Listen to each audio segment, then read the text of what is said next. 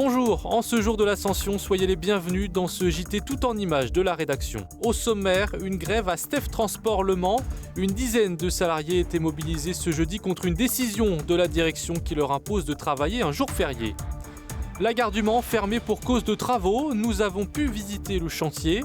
Et puis enfin une rencontre insolite des dromadaires dans le parc du Château du Lude. On ouvre ce JT avec la célébration de la capitulation allemande et des 80 ans du débarquement ce jeudi au Mans.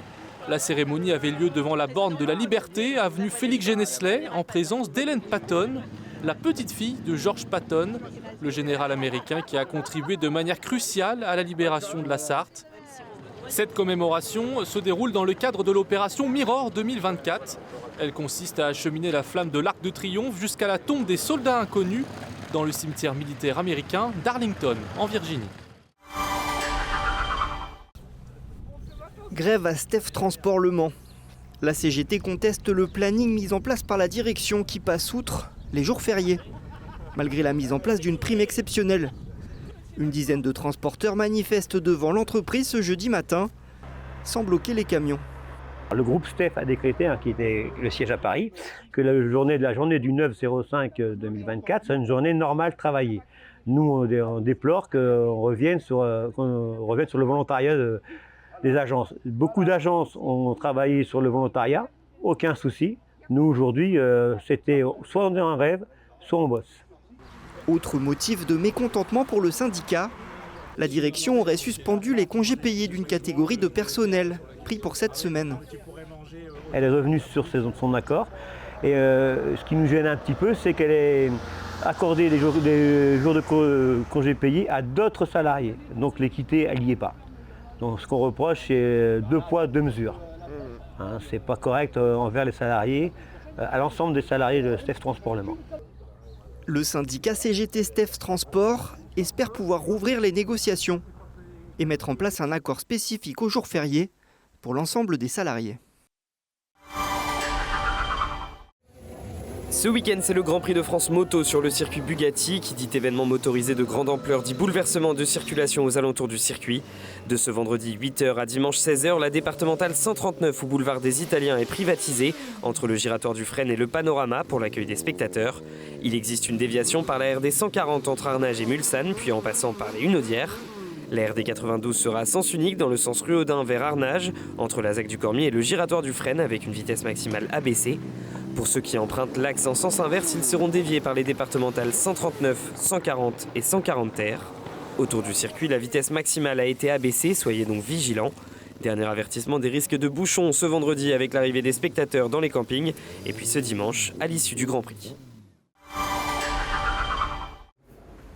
Depuis quelques heures, la gare du Mans s'est endormie. Plus aucun train n'y circule. Dans la nuit, seuls quelques privilégiés ont accès à la voie. Pendant 3 jours, une cinquantaine d'ouvriers vont se relayer pour des travaux hors normes, une opération coup de poing dans le jargon de la SNCF. 11 portiques comme celui-ci, vieux de près de 100 ans, sont en cours de changement. Sur les 11 portiques qui ont été déposés, il y en a 10 qui servaient à tenir la caténaire. Ça, c'est ce qui permet d'avoir de l'électricité pour les trains au-dessus des voies. Et le 11e, celui qu'on voit au bout, il sert à cela, mais aussi à porter les feux de signalisation, les feux rouges et les feux verts des trains. Le chantier est mené par SNCF Réseau, un vrai défi technique et technologique à 20 millions d'euros qui a demandé 6 ans d'études. Ça paraît simple, néanmoins, c'est des choses qui font plusieurs dizaines de tonnes, qui sont à 6 mètres de haut et sur lesquelles sont attachés une dizaine de caténaires et qui sont vieux et que dès qu'on touche, ils risquent de tomber en ruine. Fait exceptionnel, la gare doit fermer pendant 76 heures, en plein milieu du pont de l'Ascension et du Grand Prix de France moto. Une date fixée il y a plusieurs années, impossible à décaler selon la SNCF. On a réussi pendant ces 2 ans et demi à faire tout ce qu'il y avait à faire en minimisant les contraintes pour les voyageurs. Mais là, on ne pouvait pas. Là, le fait de débrancher les signaux et de les rebrancher, des nouveaux, il faut vérifier que tout le système fonctionne. Et ça, il faut du temps. La gare du Mans se réveillera dimanche matin avec ses TGV et ses TER.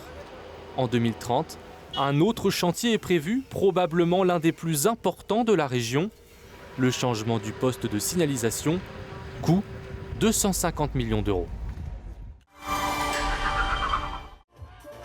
La marche des fiertés du Mans aura lieu le 6 juillet et la mairie annonce sur les réseaux sociaux la présence du parrain de cette édition, Bilal Hassani, à 15h sur la place des Jacobins. Bonsoir le Mans, yeah. L'artiste donnera aussi un concert gratuit à 19h15 depuis la scène du festival Plein Champ. La 5e édition aura encore lieu au Gué de Molny. Des animaux peu communs du territoire se promènent dans la cour du château du Lude. À l'occasion du week-end de l'Ascension, une activité insolite est proposée dans le parc du château, une promenade sur le dos de dromadaire. Mais la présence de cet animal intrigue les visiteurs.